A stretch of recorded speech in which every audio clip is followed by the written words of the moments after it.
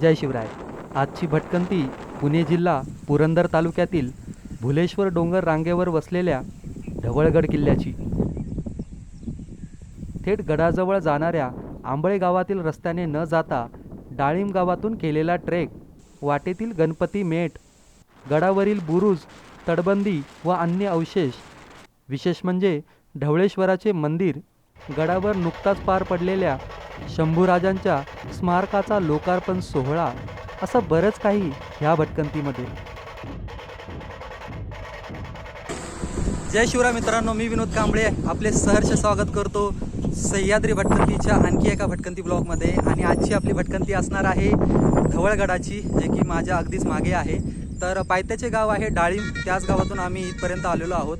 तर अगोदर आम्ही पुणे येथून निघालो. पुणे सोलापूर रोडने लोणी काळभोर उरळी कांचन असा प्रवास करत आम्ही डाळिंब ह्या गावी आलो.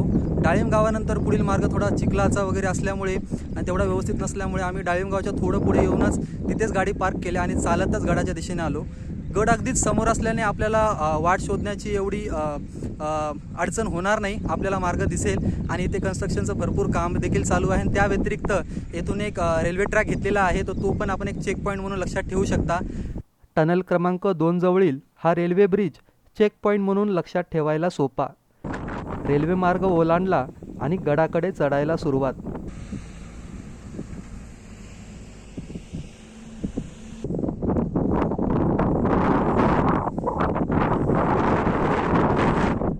काही मिनिटातच वाटेत असलेल्या गणपती मेटजवळ आलोत. खडकात बांधलेले तळे, शिवलिंग आणि गणेशाची प्रचंड मोठी मूर्ती पाहायला मिळाली. येथून पुढे मार्ग थोडा जास्त चढायचा. पाऊस कधीही येईल असे वातावरण. डाळिंब गाव ते गड हा तासाभराचा ट्रेक.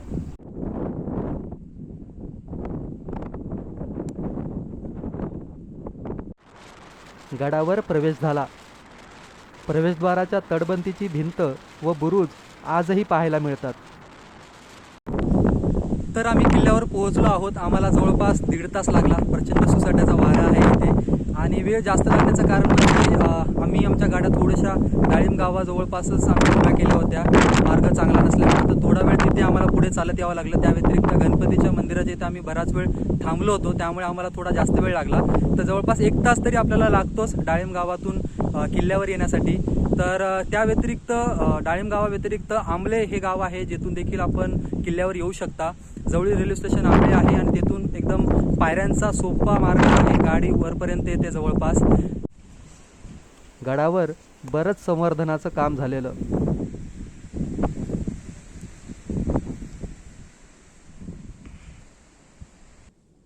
गडावरील सर्वात मोठी वास्तू म्हणजे ढवळेश्वराचे मंदिर. सभामंडप आणि गाभारा अशी एकूणच रचना. दर्शन घेतलं आणि काही वेळ मंदिर परिसरातच घालवला.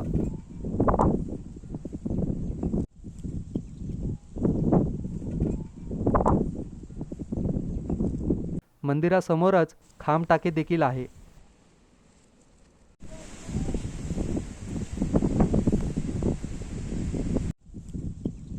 मंदिराच्या विरुद्ध भागात निमुळता पठारी भाग आहे. मी आलो तेव्हा शंभूराजाच्या स्मारकाचे काम सुरू होते. शंभूराजांची सिंहासनावर विराजमान असलेली पाषाणात घडवलेली ही मूर्ती, ज्याचा दिमागदार लोकार्पण सोहळा नुकताच पार पडला.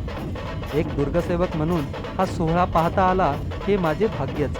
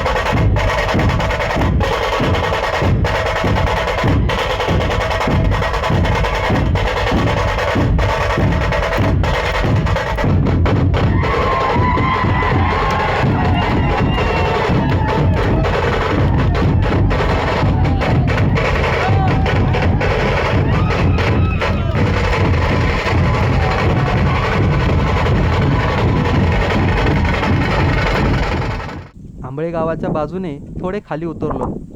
श्री गणेशाच्या मूर्तीसोबतच श्री हनुमानाची एकाच दगडात दोन्ही बाजूस कोरलेली शिल्प आहे.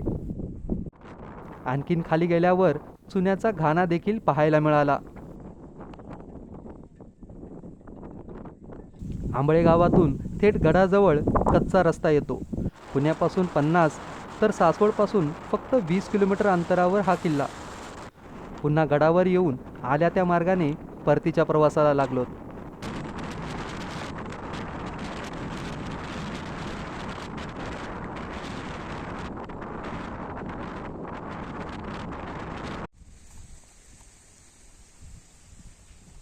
जय शिवराय.